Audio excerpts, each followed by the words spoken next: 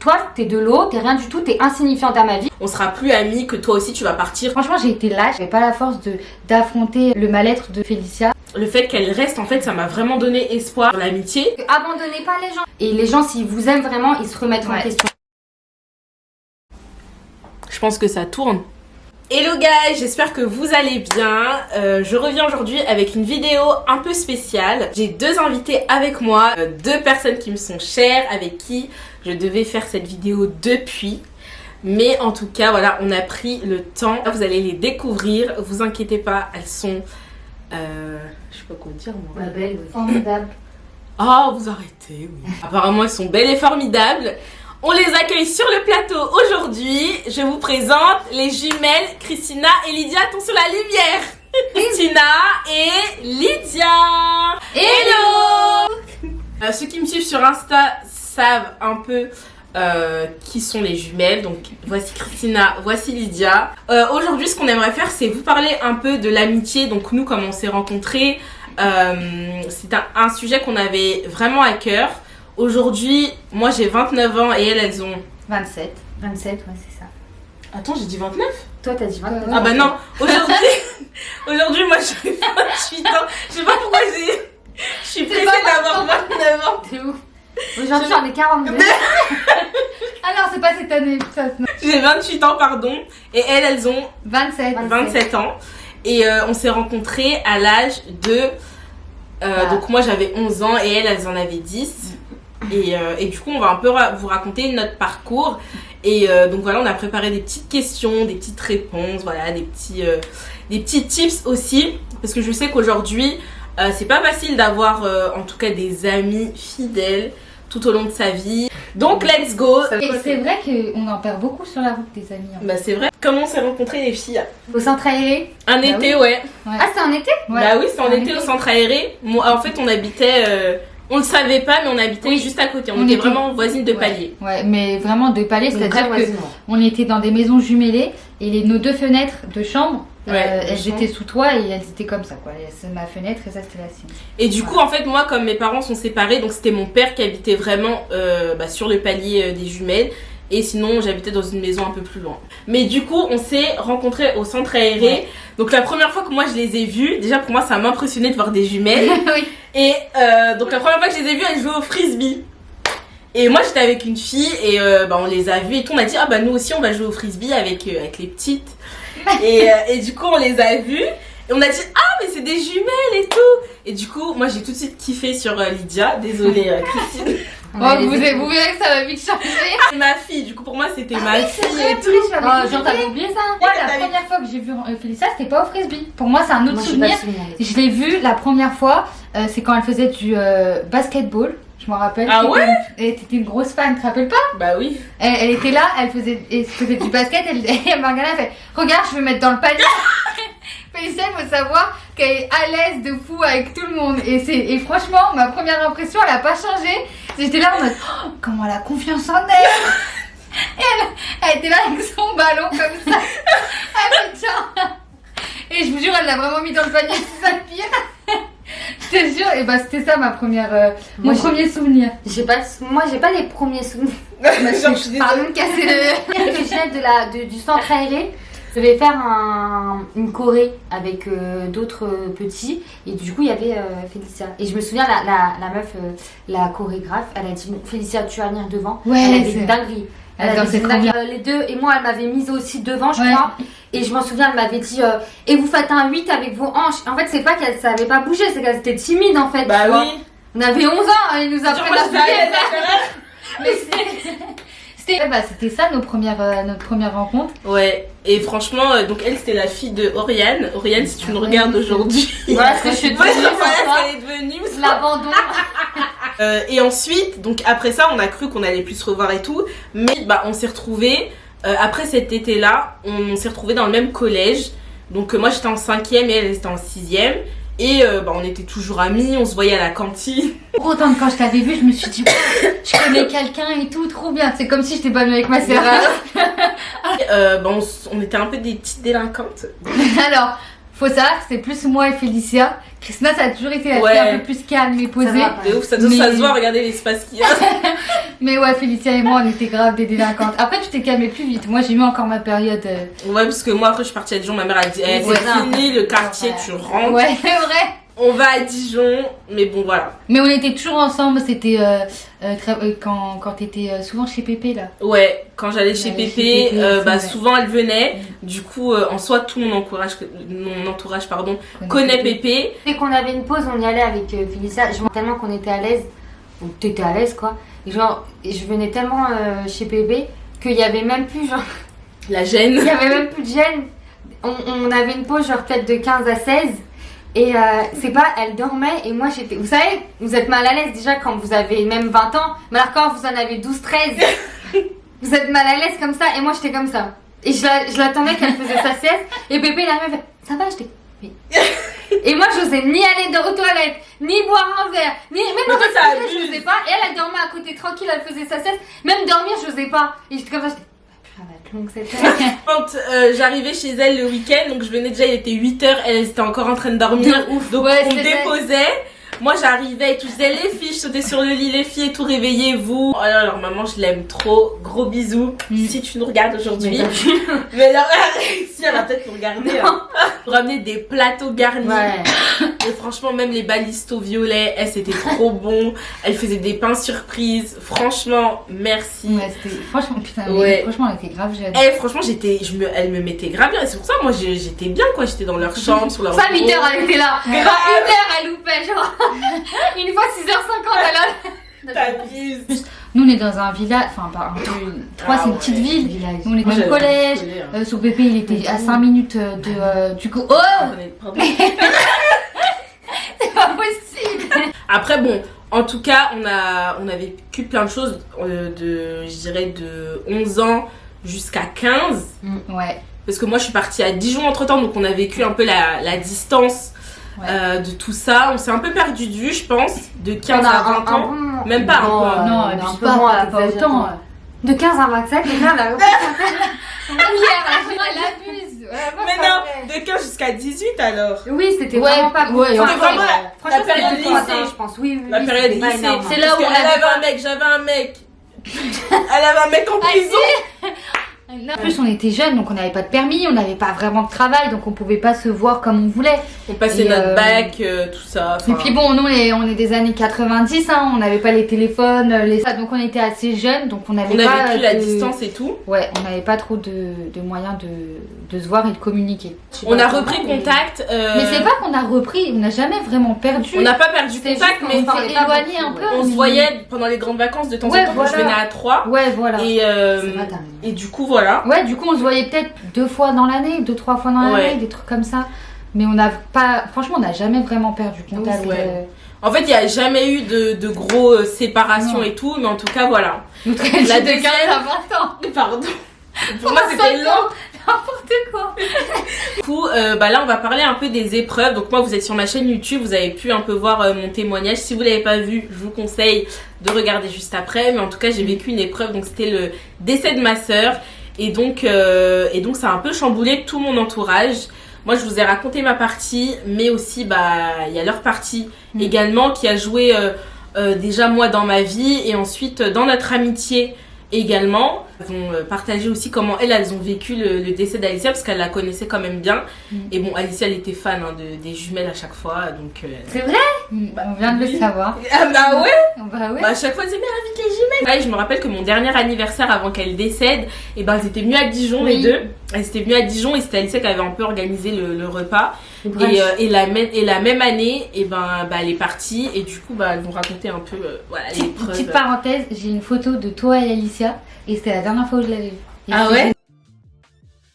Par rapport à Alicia, donc nous, comment on l'a vécu, je pense que nous, quand on l'a su, franchement, l'un des premiers trucs où on s'est dit, moi et Christina, et en fait on se l'est dit après, on s'est dit, Félicia, ça sera plus jamais la même. Et je pense que c'est vraiment ça qui nous a fait mal. Au-delà du décès, etc., on s'est dit déjà qu'en plus elle a perdu sa sœur et que c'est terrible. En plus, pour la suite, on sait qu'on va perdre une partie c'est ça. de Félicia. Et ça nous a encore plus blessés. Parce que ça reste notre amie, tu vois. Après, il y a un futur et on a pensé au futur.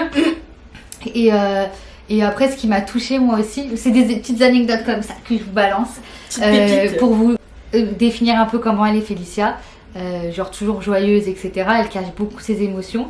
Le jour de l'enterrement de Alicia, on est parti la voir. Moi et Christina, on lui a fait un gros câlin et je pense que je pleurais plus que Christina. On l'a pris dans ses bras toutes les deux et elle nous a reculé comme ça. Elle a dit mais vous pleurez alors que c'est moi qui dois pleurer. Et elle nous a souri. Et franchement, je sais pas Christina, mais je pense qu'elle a pensé comme moi parce qu'elle a arrêté de pleurer. Et on s'est dit mais grave, genre c'est la personne qui est le plus susceptible et le plus à même d'être mal. Et elle était pas apaisée, mais en tout cas tu cachais vraiment bien et t'as eu un comportement mais vraiment exemplaire sur ça. Et limite on avait honte d'être aussi mal alors que sa propre sœur elle était prenait beaucoup sur elle et tout.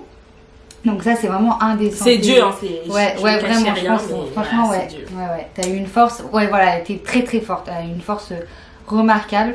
Et ça c'est la petite anecdote de cette épreuve. Après donc pour cette épreuve, pour ma part, j'ai vraiment pas été un exemple. Et heureusement qu'il y a eu Christina. Parce que je pense que franchement s'il n'y avait pas eu Christina, c'est même pas je pense qu'on se parlerait plus, moi et Félicia. Parce que en fait quand il y a eu ça, quand il y a eu l'épreuve, ça m'a tellement affectée de voir mon ami mal comme ça que j'avais pas la force. En fait je sais pas comment vous dire, mais je sais pas, franchement j'ai été lâche et j'avais pas la force d'affronter le mal-être de Félicia. Et après, franchement, sans mentir aussi, il y a eu des moments où je la comprenais pas. Et c'est Christina qui m'a tout expliqué. Quand elle est comme ça, Félicia, c'est pas contre toi. Parce que moi, je prenais beaucoup contre moi. Je prends beaucoup les choses à cœur. Et elle me disait, Christina, Félicia, si elle est comme ça, c'est pas contre toi. Regarde comment elle est, etc. Ce qu'elle a vécu, machin. J'ai vraiment été lâche par rapport à cette épreuve. Et Christina, elle a vraiment fait le tampon. Donc, exactement ce que tu avais dit, ouais. Je te laisse parler de toi, comment tu as vécu l'épreuve. Super, nickel. Sans accro. Sinon, qu'est-ce que je peux dire sur ça. Pareil, j'avais une anecdote pendant l'enterrement, le jour de l'enterrement, où après je te l'ai raconté, mais bon, je vous la raconte à vous. On était arrivé un peu en décalé parce qu'il y avait grave des problèmes de transport et tout, et donc j'ai pu voir Félicia que vraiment à la fin. Et donc elle vient vers nous et tout. Parce qu'il faut savoir, à l'époque je mettais des robes, je mettais que des jeans, maquillée à peine et tout. Elle me dit il faut que ce soit ces circonstances pour qu'en fait tu te fasses belle quoi. Et moi j'étais mort de rire, je me dis mais en fait elle s'arrêtera donc jamais. Larmes et rires, j'en pouvais plus. Je me suis dit vraiment elle est belle. Personne, je rigole. Peut-être qu'il y en a qui vont se dire ouais vas-y elle essaye de cacher. Mais vraiment, quand il fallait pleurer, je pleurais de ouf. Quand il fallait être joyeuse, j'étais joyeuse de ouf. En fait, je me suis pas dit, vu que c'est l'enterrement, je dois être triste. Et en fait, je voulais absolument pas ça. Et surtout, mes amis qui avaient fait le déplacement et tout, même si c'était un enterrement, pour moi, c'était important quand même qu'on ait un bon moment ensemble. C'est peut-être bizarre de dire ça.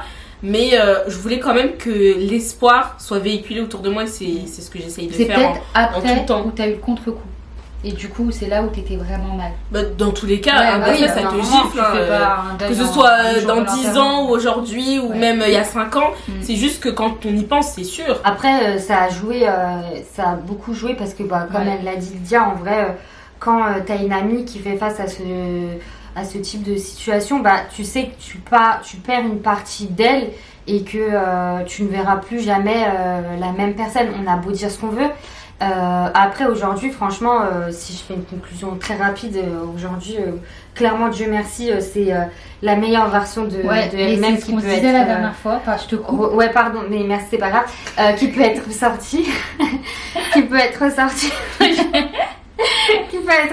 aujourd'hui mais parce que vraiment il y en a où ça peut être très grave et ils peuvent se voir détruire petit à petit et en fait tu les retrouves plus et ça casse des amitiés, ça casse des relations, enfin voilà, que ce soit familiale, amicale, amoureuse, ça touche une personne et tu la retrouveras plus jamais comme avant et ça faut aussi le comprendre et s'en rendre compte et aussi s'adapter, avoir une certaine patience et c'est ce qu'elle disait Lydia, elle a pas eu on va dire cette flexibilité et Et je tiens juste à dire un truc, parce que dans une de mes vidéos, la partie 2 de mon témoignage, je vous avais parlé un peu de Christina, que je devenais un peu toxique aussi sur les bords à cause de mes blessures, tout ce qui venait du passé et tout. Et bon, comme Lydia n'a pas voulu dealer avec ça. J'étais beaucoup moins mature et ouais, je pense qu'elle avait pas. Je le prenais vraiment plus pour moi. Je pense qu'elle avait pas aussi les épaules. Je pense que des fois. Ouais, c'est ça. Hein. On n'a pas les épaules aussi pour porter tout le monde. Ouais. Et mais comme on disait, Lydia, elle prend trop les choses à cœur. Et moi, je les prends un peu moins. Enfin, j'ai beaucoup de recul. Ouais. Après, il y a un moment où, voilà, Félissa, elle était très toxique. Et franchement, on va pas peser les mots. Elle était. Très agressive et invivable, imbuvable. Ouais, vraiment tous ces mots-là. Non, vraiment, un moment. T'abuses, non, un moment vraiment, on s'était grave embrouillé au point où je me suis dit non, c'est plus possible, j'accepte plus. Mais quand je vous dis j'accepte plus, c'était pas au bout de 3 semaines, c'était pas au bout de 3 mois. Je vais vous dire, c'était entre 2019 et 2020, début 2020, mais toute la période un peu 2019 quand je suis rentrée. Toute une année. C'était clairement même plus un peu. Hein. Bah raconte toi aussi en parallèle, en vrai. Toutes les deux on avait des blessures du coup qui se contraient. Ah oui, parce qu'elle a vécu une séparation de longue date, tout ça.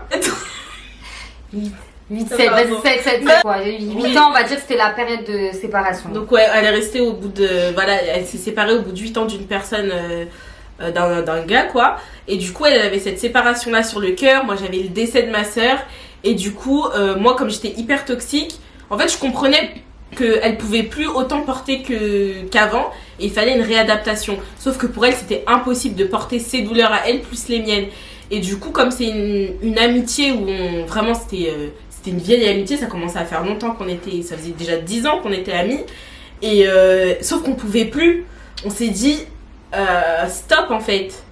Et moi, à chaque fois, je lui disais, bah, comme je l'avais dit dans ma vidéo, de toute façon, en fait, je m'en fiche si tu pars, je m'en fiche si on n'est plus amis, et je sais qu'un jour de toute façon on sera plus amis, que toi aussi tu vas partir, tu vas m'abandonner et tout. Et elle prenait sur elle pendant une année, et à un moment j'ai dit bah vas-y ouais. Mais en fait ce que je tenais à dire c'est que donc comme on disait, je le prenais pas à cœur, mais à un moment donné quand la personne elle te rabâche à longueur de journée, enfin à longueur de journée j'exagère, mais qu'elle te le rabâche souvent, à un moment elle me disait vraiment des phrases du type non mais de toute façon quand t'as perdu ta sœur, tout le reste à côté c'est de l'eau. Je veux bien, mais je veux bien être de l'eau. Je veux bien, mais bon, attends, moi je suis là tous les jours, j'écoute ta peine, je demande pas un merci, rien du tout, mais bon, tu vois, l'eau pétillante. Tu vois, un minimum, j'existe quoi, regarde-moi, je suis pas transparente. Et en fait, vous dites, mais en fait, vous pliez en 8000 de bon cœur, parce que bah, vous êtes comme ça, vous êtes gentil, et vous aimez aussi la personne que bah, votre ami quoi. Et du coup, je me disais, mais en fait, elle pense rien du tout de moi. Et genre, ça, c'est hyper dévalorisant, dénigrant. Et n'importe quel humain, ça lui fait mal. Et je l'ai pas pris directement à la première phrase. Et c'est justement ça le problème qui était entre les deux. C'est que Lydia, elle, c'était à la première phrase. Elle disait, moi, je suis de l'eau, moi. Ouais, voilà, exactement. Ouais, franchement, Lydia et moi, c'était... Donc ça allait pas. Mais après, à un moment, donc du coup, bah moi, on s'est disputé. Parce que ça fait mal d'entendre ce genre de paroles. Pas pour vous et pour votre estime, si ça fait mal pour votre estime, mais surtout parce que bah, c'est une personne que vous aimez, et la personne que vous aimez, elle vous dit ça. Tu vois, prenez la personne que vous aimez démesurément, et elle vous dit bah de toute façon toi t'es de l'eau, t'es rien du tout, t'es insignifiante à ma vie, et je te le dis entre 4 yeux. Et moi je suis là, je me dis bon, si t'encaisses, t'avales et tout, et après en fait au bout d'un moment tu te dis bon stop, et c'est ce que je lui dis, et c'est vrai, il y avait la séparation et tout. Et en plus de ça, ouais, donc il y avait la séparation. Je pense qu'accumuler les blessures de personnes que t'aimes et que t'estimes, je pense que ça a pris un coup. Et moi, en parallèle, pareil, je me faisais aussi éteindre par des amis, je perdais beaucoup d'amis aussi de mon côté. Ouais. Et en fait, je me suis dit, mais vas-y, elle fait partie du lot, ciao en fait. T'es comme les autres, tu vas me trahir, tu vas me faire mal. Et en fait, je voulais vraiment mettre un mur. Comme quoi, il n'y a plus personne qui va me faire du mal en fait sur cette terre. Tu veux partir, tu bouges en fait. Sauf que elle, c'était vraiment pas ses intentions. Et j'ai pas su faire la part des choses, j'ai pas su discerner en vrai. Ouais, à ce moment-là, t'avais trop une facilité à jeter tout le monde en fait. Ouais, franchement. Et il y en a, ce que je peux comprendre. Hein, bah, si elle avait pas été là, qui avait pas les épaules pour et la mentalité pour l'accepter. Mais moi, je me disais tout le temps, arrêtez moi de gamine. C'est hyper important d'avoir les épaules et de pas prendre en compte parce que ce que la personne blessée va vous dire parce qu'elle est blessée, ce n'est pas elle, c'est pas sa volonté, elle veut pas dire ça en fait, c'est sa haine, c'est sa destruction qui parle. Aussi, quand on est toxique, c'est important de prendre des distances avec une personne. Ouais, c'est vrai. Moi, c'est pour ça que, en fait, pour se protéger, on n'est pas là pour subir H24 l'humeur des gens. Et c'est pour ça que, en fait, j'ai compris. Et moi, le déclic, quand elle m'a dit, tu veux faire la maline, fais la maline, mais moi, stop. Moi, ça m'a fait remettre en question. Oui. Et heureusement qu'elle a fait ça. Sinon, je pense que je l'aurais encore aujourd'hui, je serais en train de la bouffer. Ouais. Mais vraiment, en fait, c'est important de si là, vous êtes dans une relation toxique entre amis, c'est important de, comment dire, de reculer, vraiment.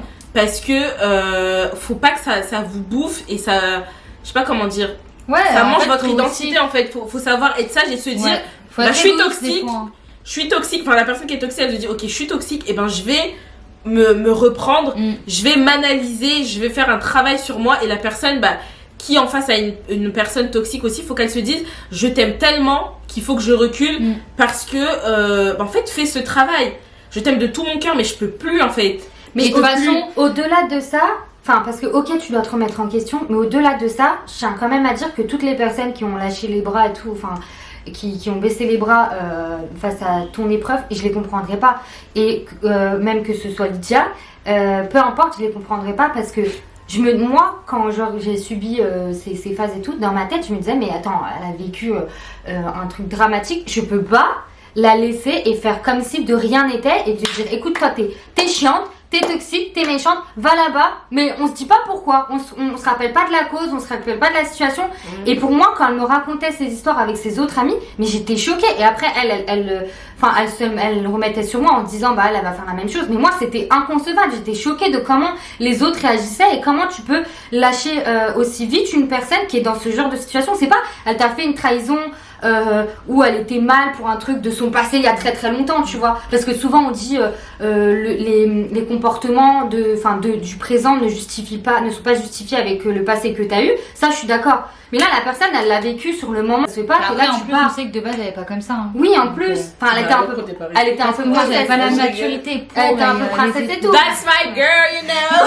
Mais moi ce que je veux dire, c'est que abandonnez pas les gens, je vous jure, parce que en fait il y a priez en tout cas pour eux. Il y a si vous avez pas les épaules, sur... C'est vraiment dire que c'est, enfin je voulais dire aux gens que vraiment quand vous avez une personne comme ça qui subit des choses assez douloureuses, vraiment restez, parce que même si c'est dur, bon je vous dis pas survivez à la chose, mais allez jusqu'à vos limites. En fait, allez jusqu'à vos limites, parce que la personne qui vit quelque chose de dur, vous allez être son autre exemple, son seul exemple sur l'humanité qu'il y a, en fait. Vous voyez, elle me disait, toi aussi, elle me disait, voilà, toi aussi tu vas partir et tout. Et du coup, ça a contré ce qu'elle s'est dit. Ouais. Si moi j'étais partie, elle allait dire, mais en fait, l'amitié ça n'existe pas, les gens ils sont mauvais. Et elle serait restée dans une phase mauvaise. Et c'est comme ça que les gens deviennent après mauvais et ils ont un cœur sombre. Alors que si vous êtes. Elle est pas comme ça, notre petite fille. Non, elle est pas comme ça, mais les choses de la vie font que du coup tu deviens un peu aigri, un peu mauvais et tout. Ouais. Mais non, il est toujours bon cœur, et même si c'est dur après, comme je vous ai dit, dans vos limites,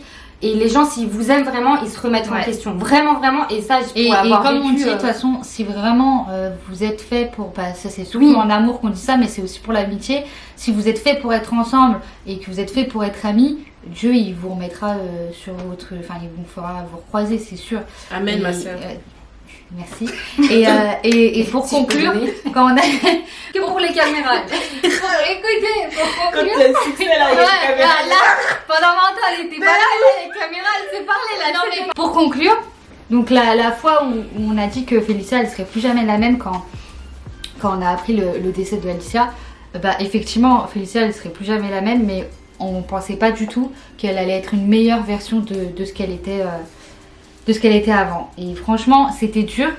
Je vais même pas dire que c'est dur encore, mais on est très fiers de toi, parce que t'es des encouragements d'université, ouais. T'as su donner un exemple. Alors moi, on me dit toujours la personne que tu non.